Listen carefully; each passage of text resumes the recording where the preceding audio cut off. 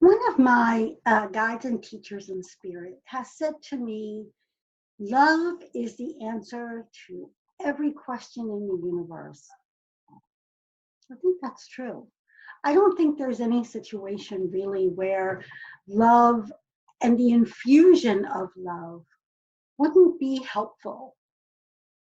And if you think about the times in your life where you have felt the opposite of love, you have felt dislike or anger or hurt, how would that situation change if you brought yourself to a place of love, and maybe love just for yourself first?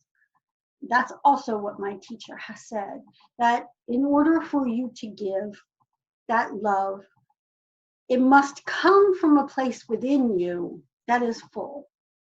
Because when you share from a place that is less than full up, and you're in a space where you're not being full for you to give out, you're not being in a space where you've got a lot to give, then what you do give doesn't have the impact that you would love it to have.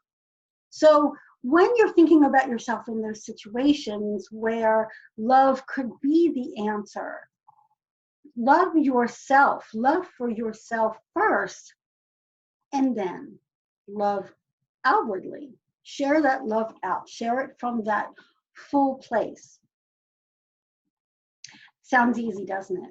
And when you say love for yourself, give to yourself first, that's so difficult to do. And whether or not it's because you have a very full life and you have lots of people who want and need things from you, or whether it's because you weren't taught to give yourself that same love, and that it was better, much better to give than receive, all of that programming combines together.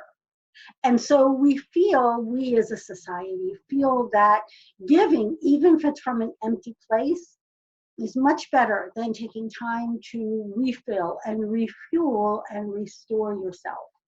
And I'm here to remind you and remind myself that it is so important that we truly give to ourselves first before we think about turning that love outward in the world. Because when you turn it outward into the world and it comes from a full and solid place, the magic that it can do can work wonders.